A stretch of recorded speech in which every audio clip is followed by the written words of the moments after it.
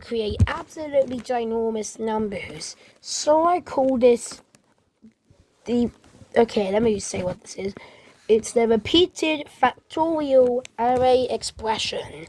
So apparently this is free, and apparently the amount of exclamation marks or factorials I have, the value will be how many factorials there are, and then the final number will actually be that beginning value.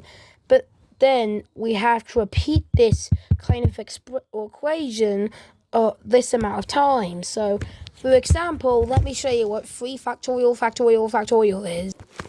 It's 7.803656 times 10 to the 1746 times. So it's a bit more than that, actually. But we can see that apparently we will have to repeat this array that same 7.803656 times 10 to the 1746 times. And then after that we get a massive value of what I call n1. And then we can do n1. Then we can do n1, and of course we'll have the amount of exclamation marks as n1. So then this repeats until we get to another n1, and then apparently then we have to repeat this array an n1 number of times. It's making this longer than the Venn Decker perpendicular verse, which is half of that size. However, what I can tell you is, apparently this can be assigned as n2 once you find it done.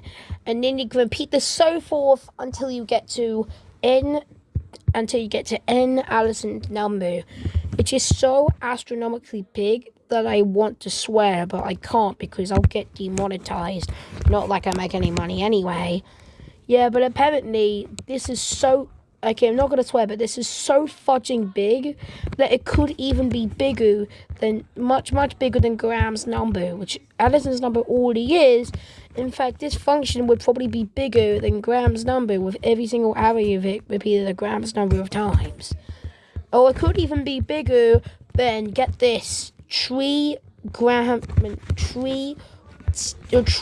a Google.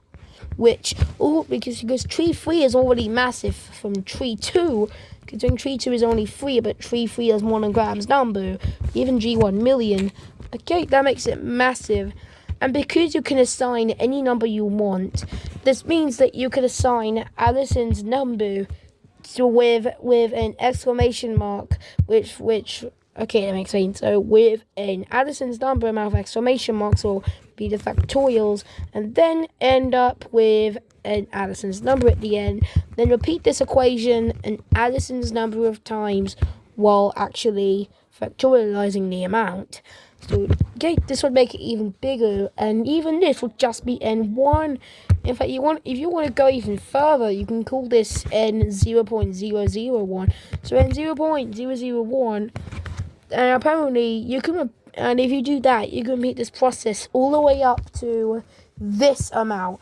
Yeah, I can see, like, I'm writing multiple n's. So this is a whopping 100. This is a whopping 1 Google n's, which means that yes, apparently this ends in n. This actually ends in n728472. So then apparently. So this number would be so also fudging massive that this could even be bigger than almost any other number. I mean, this is so massive. Like, I won't show the hypercalc, but I won't show hypercalc, but apparently this is so big that not even hypercalc can get anywhere near this number without it overflowing. I think it can only go up to about 10 to the 10, or 10 to the power of 10 or something. Which, to be fair, is still very big compared to other numbers. But I swear, it would stop way before it could even get to the first n, let alone, like, this n. And this equals a number that could even be bigger than, probably close to as big as Rayo's number. And Rayo's number actually is said to possibly have a Google symbols. So because we're actually repeating this all, that means there is more than a Google symbols, which means that this could most likely be bigger than Rayo's number. In fact, we can even combine Loader's number into the equation and combine every single other number like Rayo's number, Loader's number, tree 3, tree 3, and tree 4, tree, Graham's number, tree 3, and then we can put Graham's number to that amount along with second and third Skewy's number and 1 octillionth billionth Skewy's number, and then we can actually hexate that and then we can give that a G64 number of arrows with all the equations, and it most likely won't be bigger than this number, because apparently it's so big that I don't even think there's any way to get close to it other than the equation and actually assigning values.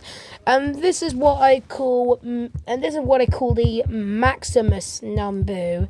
It's not the biggest number, but I called it that because it's so big that seems like it's the maximum of any possible limitation almost. And what's even crazier, you can just go bigger and but I have a rule: don't add +1 to the number. If you do that, I will block you from my channel. Just kidding, I won't block you from my channel, but I'll tell you to stop. And I'll have to unaccept your title, because you actually have to make a number that's considerably bigger, probably at least twice as big for it to be considered an actual record. So, for example, you can do n. So you can actually repeat this. So you can repeat the n process, and then you can even go bigger. And I was actually joking about that. And apparently you can. And this is actually just the first Maximus number. Apparently you can actually repeat equations. So Maximus number, or Mn. So you can apparently repeat the same equation with Maximus number, except the factorials are actually in decimal. And because they only go down by 1 googolplex each time, this means we can go even bigger. And plus, it turns out that the amount of factorials there are even higher.